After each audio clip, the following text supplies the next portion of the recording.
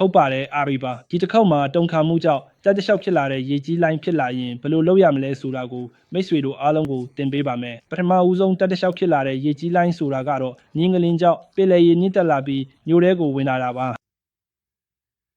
တကယ်တော့တက်တလျှောက်ဖြစ်လာတဲ့ရေကြီးလိုင်းကမြင်းကလေးလောက်တာကိုမခံစားရဘူးလေဝေးဝေးမှာမြင်းကလင်းဖြစ်ရင်တောင်ရေကြီးလိုင်းလာနိုင်ပါတယ်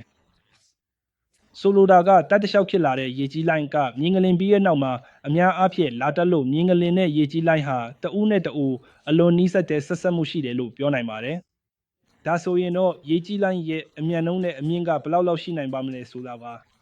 ။ပထမဦးဆုံးကမ်းခြေအနီးမှာရေကြီးလိုင်းကတနအီလျင်36ကီလိုမီတာလောက်အမြန်နှုန်းနဲ့နီးကပ်လာပါတယ်။အဲ့ဒီအချိန်မှာရေကြီးလိုင်းရဲ့အမြင့်က10မီတာထက်ပိုမြင့်လာနိုင်ပါတယ်။ရေကြီးလိုင်းကိုသတိထားမိတဲ့အခါမှာတော့ဒီလိုအမြန်နှုန်းနဲ့အမြင့်ရှိတဲ့ရေကြီးလိုင်းကနေလွတ်မြောက်ပြေးဖို့ခက်ခဲပါတယ်။ရေကြီးလိုင်းကနေလွတ်မြောက်နိုင်ဖို့အရေးပါတဲ့စကားလုံးတွေနဲ့သင်္ကေတတွေကိုလေ့လာကြရအောင်။ပထမဦးဆုံးရေကြီးလိုက်လာမယ်ဆိုတာအသိပေးတဲ့သတိပေးချက်နဲ့သတိပေးချက်လက်တွေရှိပါတယ်။အကြမ်းဖျက်အားဖြင့်အမျိုးအစား၃မျိုးရှိပါတယ်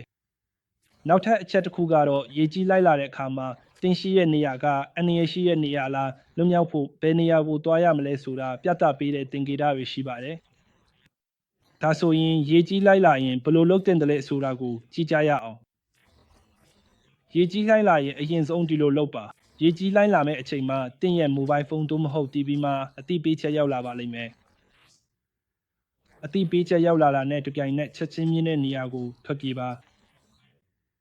တကယ်လို့မျက်နှာသို့မဟုတ်ပင်လယ်နားမှာရှိနေရင်လည်းအဲ့ဒီနေရာကနေဝေးကွာပြီးမြင့်တဲ့နေရာကိုချက်ချင်းသွားပါထပ်ပြီးသတိထားရမှာကတော့သတိပေးချက်ပြီးဆုံးမချင်းအိမ်ပြန်မသွားပါနဲ့အဲ့ဒီအပြင်ရေကြီးလိုင်းကတစ်ချိန်ထက်တစ်ချိန်ပြန်လာနိုင်လို့ပင်လယ်နားကိုမနီးပါနဲ့ကြည့်ပေးတဲ့အတွက်ကျေးဇူးတင်ပါတယ်နောက်ထပ်ဗီဒီယိုလေးလည်းကြည့်ပေးပါနော်